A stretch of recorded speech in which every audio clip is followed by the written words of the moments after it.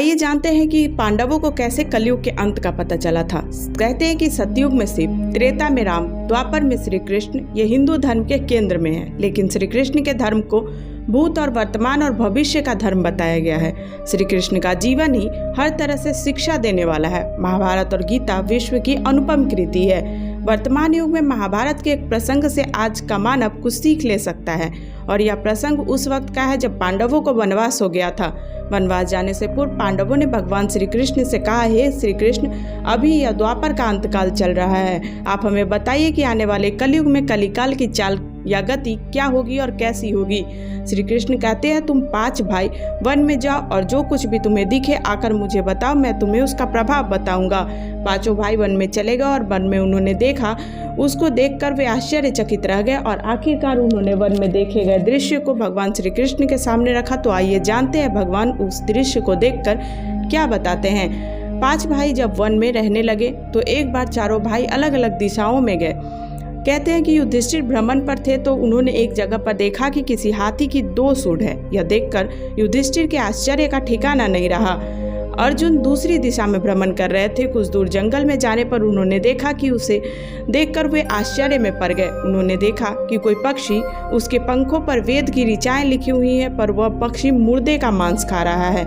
दोनों भाइयों की तरह भीम भी भ्रमण पर थे। भीम ने देखा जो वो देखकर आश्चर्यचकित वो भी रह गए, और उन्होंने देखा कि गाय ने एक बछड़े को जन्म दिया है, और जन्म देने के बाद बछड़े को इतना चाट रही है कि बछड़ा लहूलुहान हो गया है। सहदेव जब भ्रमण पर थे तो उन्होंने चौथा आश्चर्य देखा कि 6-7 कुएं और आसपास के कुओं में पानी भरी हुई है, किंतु बीच का कुआं खाली है और बीच का कुआं गहरा है, फिर भी पानी नहीं है उसमें। और उन्हें यह देखकर घोर आश्चर्य हुआ कि ऐसा कैसे हो सकता है। नकुल भी भ्रमण पर थे और उन्होंने भी एक आश्चर्य की घटना देखी। नकुल ने देखा कि एक पहाड़ के ऊपर से एक बड़ी सी शिला लुढ़कती हुई आती है और कितने ही वृक्षों से टकराकर उनको नीचे गिराती हुई आगे बढ़ जाती है। विशालकाय वृक्ष भी उसे रोक नहीं पाते हैं, और इसके अलावा वह शिला कितनी ही अन्य शिलाओं के साथ टकराई पर फिर भी वह रुकी नहीं। अंत में एक अत्यंत छोटे पौधे का स्पर्श होते ही वह शिला स्थिर हो जाती है। 5 भाइयों ने अपने देखे दृश्य की चर्चा की और शाम को श्री कृष्ण को अपने अनुभव सुनाए। सबसे पहले युधिष्ठिर ने कहा कि मैंने तो पहली बार 2 सूंड वाले हाथी को देखा है और यह मेरे लिए बहुत ही आश्चर्य की बात है। तब श्री कृष्ण कहते हैं कि हे धर्मराज, अब तुम कलिकाल की सुनो। कलिकाल में ऐसे लोगों का राज्य होगा जो दोनों ओर से शोषण करेंगे, बोलेंगे कुछ, करेंगे कुछ, मन में कुछ, कर्म में कुछ। ऐसे ही लोग का राज्य होगा, इससे तुम पहले ही राज्य कर लो।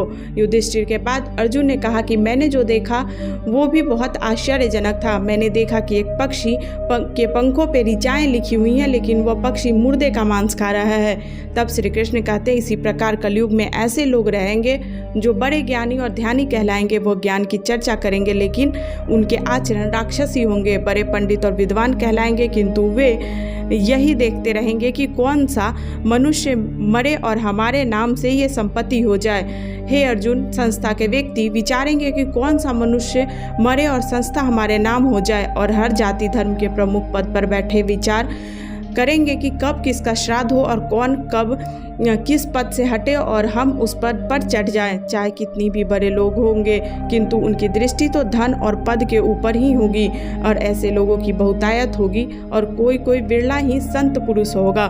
अर्जुन के सवाल के बाद भीम ने अपने अनुभव सुनाया। भीम ने कहा कि मैंने देखा कि गाय अपने बछड़े को इतना चाटती है कि बछड़ा लहूलुहान हो जाता है। तब श्री कृष्ण कहते हैं कि कलयुग का मनुष्य शिशुपाल हो जाएगा।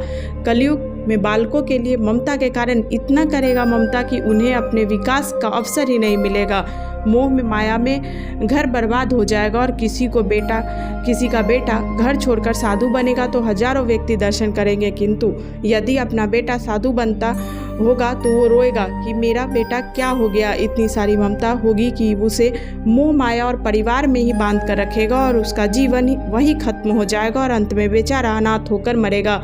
वास्तव में लड़के तुम्हारे नहीं हैं, वे तो बहुओं की अमानत है, और लड़कियां जमाइयों की अमानत है, और तुम्हारा यह शरीर मृत्यु की अमानत है। तुम्हारी आत्मा परमात्मा की अमानत है, और तुम अपने शाश्वत संबंध को जान लो बस। भीम के बाद सहदेव ने पूछा, श्री कृष्ण, मैंने 5 से 7 भरे कुओं के बीच का कुआं एकदम खाली है, लेकिन उसके चारों तरफ के कुओं में पानी भरा हुआ है, ऐसा कैसे संभव हो सकता है। तब श्री कृष्ण कहते हैं कि कलयुग में धनाढ्य लोग लड़के लड़की के विवाह में, मकान के उत्सव में, छोटे बड़े उत्सवों में लाखों रुपए खर्च कर देंगे, परंतु पड़ोसी में यदि कोई भूखा प्यासा होगा तो यह नहीं देखेंगे कि उसका पेट कैसे भरेगा या भरा या नहीं भरा। उनका अपना ही सगा भूखे से मर जाएगा, लेकिन वो नहीं देखेंगे।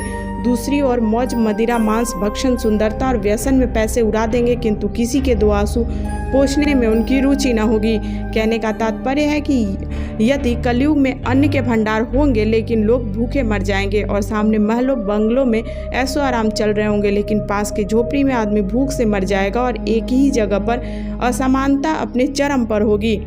सहदेव के बाद नकुल ने श्री कृष्ण को बताया कि मैंने भी एक आश्चर्य देखा, और वह यह कि एक बड़ी सी चट्टान पहाड़ से लुढ़कते हुए वृक्षों के तनों और चट्टान को उसे रोक नहीं पा रही है, किंतु एक छोटे से पौधे से टकराते ही वह चट्टान रुक गई। तब श्री कृष्ण कहते हैं कलयुग में मानव का मन नीचे गिरेगा, उसका जीवन पतित होगा। यह पतित जीवन धन की शिलाओं से नहीं रुकेगा, न ही सत्ता के वृक्षों से रुकेगा, किंतु हरि नाम के एक छोटे से पौधे से, हरि कीर्तन के एक छोटे से पौधे से मनुष्य जीवन का पतन होना रुक जाएगा। आपको ये जानकारी कैसी लगी कमेंट बॉक्स में ज़रूर बताइएगा, और ऐसे इन्फॉर्मेटिव वीडियो के लिए इस चैनल को सब्सक्राइब कर लीजिएगा। अगर आप फेसबुक और इंस्टाग्राम पर देख रहे हो तो इसे फॉलो कर लीजिएगा। धन्यवाद।